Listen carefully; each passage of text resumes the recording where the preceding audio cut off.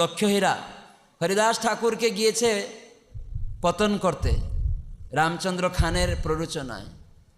আর হরিদাস ঠাকুর রাত্রিবেলা হরিনাম করছেন, একটা অপূর্ব সুন্দরী সেজে গুজে মেয়ে গিয়ে নাচছে, ঠাকুর তুমি পরম সুন্দর।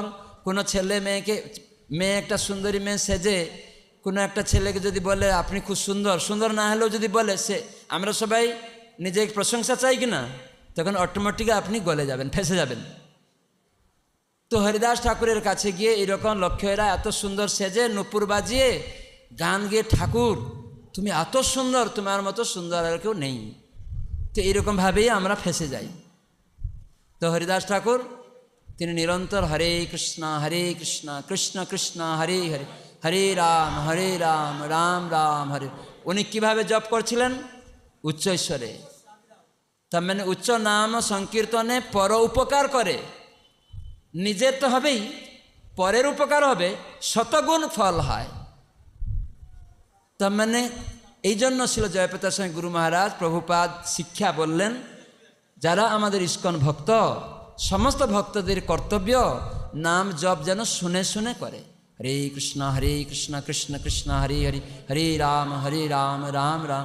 ষোলমালাই কমপক্ষে শুনে শুনে করবেন, তাহলে এই চঞ্চল মনটা স্থির হয়ে যাবে।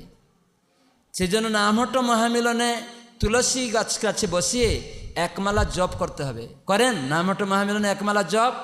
শুনে শুনে হয়? শুনে শুনে হয় না, শুনে শুনে করবেন। বাড়িতে ছেলে মেয়েকে নিয়ে প্রতিদিন সাধুসঙ্গ করবেন, 1-2-4 মালা স্বামী স্ত্রী সবাই বসে করবেন, তাহলে সাধুসঙ্গ শুনে শুনে করবেন। আর গুরু মহারাজ বলছেন, যদি কেউ শুনে শুনে জপ করে, হরিদাস ঠাকুর কথায় শতগুণ ফল হয়ে যাবে, অন্যের উপকার হয়ে যাবে।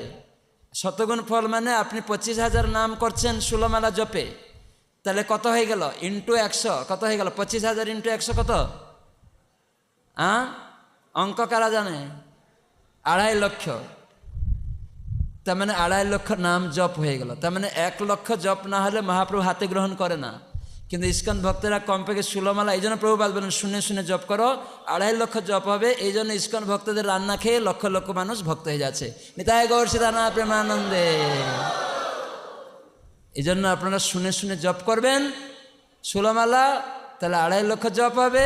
যে রান্না করবে তার মন স্থির হবে, ভগবান সেটা গ্রহণ করবেন, যাকে বিতরণ করবেন সে ভক্ত হয়ে যাবে। হরি বল। এই জন্য আপনারা এই নামহট্ট সঙ্গে, এই জন্য জপটাও যেন শুনে শুনে হয়। তাহলে আমাদের আলোচনা চক্র খাতা এইভাবে হরিদাস ঠাকুর উচ্চস্বরে করতেন। কার উপকার? না লক্ষ্যহীরার উপকার হয় আর শতগুণ ফল হয়।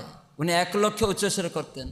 আর লক্ষ্যহীরা এসে হরিদাস ঠাকুরকে যখন কিছু বলতে চাইছে, হরিদাস ঠাকুর বললেন মাতা। সেজন্য প্রথমে মা বলে সম্বোধন করে বললেন, আমার কোটি নাম ব্রত রয়েছে, সংকল্প। তার মানে আমরা যদি সংকল্প করি তাহলে ভ্রষ্টাচার হবে না। তো সেজন্য আমরা সংকল্প করব। সেই জন্য আমি কোটি নামের সংকল্প করেছি, এই জব কমপ্লিট না হওয়া পর্যন্ত আমি কোনো কিছু করি না। তুমি এখানে বসো, আমার সঙ্গে তুলসীকে দেখে জপ করো। তুলসীরে দেখেন জপেন সংখ্যা নাম। তুলসীকে দেখে জপতে লাগলেন হরিনাম। নামটা পরিচয় সব দেওয়া আছে। মহাপ্রভু যেখানে বসতেন হরিনাম জপ করতে, তুলসীকে দেখে দেখে জপ করতেন, সংখ্যা নাম গ্রহণ করতেন। এই জন্য ভক্তদের আমি অনুরোধ করব, আপনারাও জপরা তুলসীকে দেখে দেখে করবেন। বুঝা গেল? এই জন্য নগর কীর্তনের সামনে তুলসী যায় কেন? মহাপ্রভুর শিক্ষা। যখন মহাপ্রভু হাঁটতেন, কেউ তুলসী সামনে নিয়ে যেতেন আর তার পিছে পিছে উনি হরিনাম করতে করতে যেতেন। এই জন্য তার মানে নয় হেঁটে হেঁটে জপ করা যাবে না।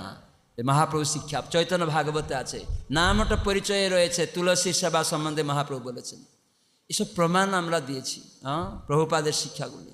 তো সেজন্য হরিদাস ঠাকুর কথাটাকে লক্ষ্যেরা গ্রহণ করে নিল আর বসেই হরিনাম শুরু করে দিল সারা রাত্রি।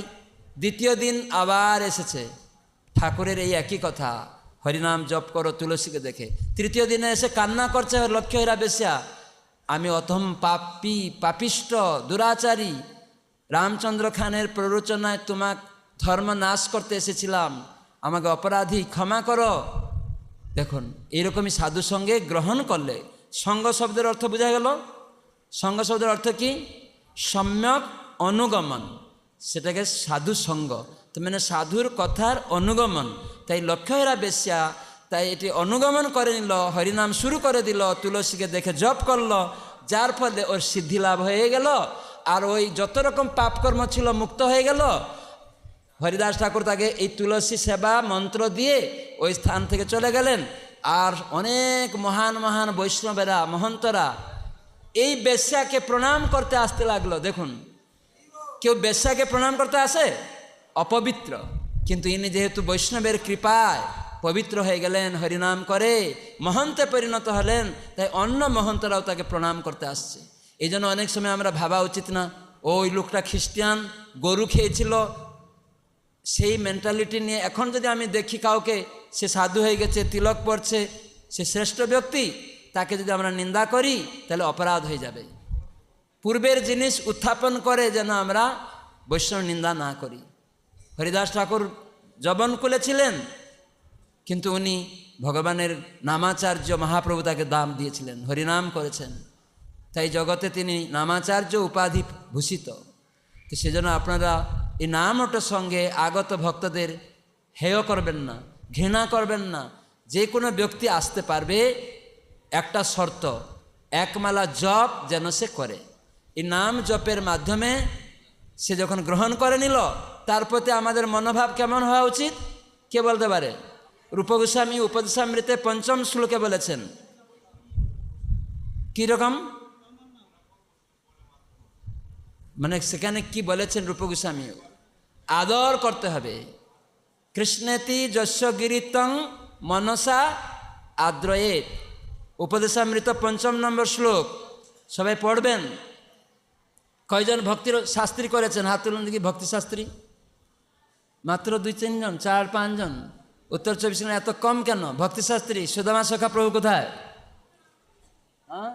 ভক্তি শাস্ত্রী এত কম সংখ্যা, তো এটা বুঝতে গেল। উপদেশামৃতের ৫ম শ্লোক মুখস্থ দেননি, দিয়েছেন, তাহলে এটা ভেঙ্গে বলতে হবে। তাহলে যারা হরিনাম করবে তাদের প্রতি আমাদের কেমন ভাব রাখা উচিত? মনে মনে আদর করতে হবে, তাকে ঘৃণা করলে হবে না। আজ কেন তাকে আদর করতে হবে না? ভাগবতে ৩৩ অধ্যায় ৩য় স্কন্ধের ৩৩ অধ্যায় ৭ নম্বর শ্লোক কি বলা হয়েছে জানেন? অহবত সপচ হত গরিয়ান যজ্জহাগ্রে বর্ততে নাম তুভ্যম। চাণ্ডাল কুলে জন্ম হয়েছে, সপচ মানে চাণ্ডাল, কুকুর মাংস ভোজনকারী পরিবারে জন্ম হয়ে গেছে, কিন্তু সেখানে সাধুসঙ্গ করে হরিনাম শুরু করে দিয়েছে। সেই ব্যক্তি গরিয়ান। গরিয়ান মানে কি? শ্রেষ্ঠ। তাহলে আমি তাকে নিন্দা করব? নিন্দা করব না।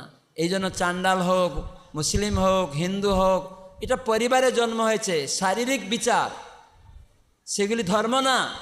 হিন্দু ধর্ম না, মুসলিম ধর্ম না, খ্রিস্টান ধর্ম না, ওগুলো একটা সামাজিক কৌলিক একটা নাম, তথাকথিত নাম।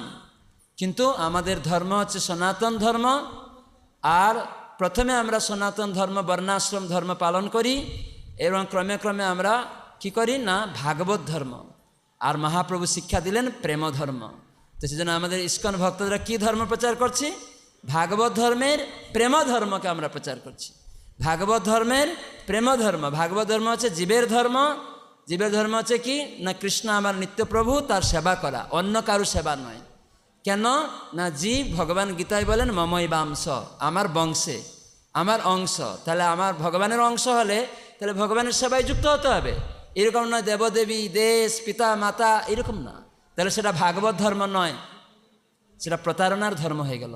তো সেজন্য ভাগবত ধর্মাবলম্বী ব্যক্তিরা কৃষ্ণ সেবায় যুক্ত হবে।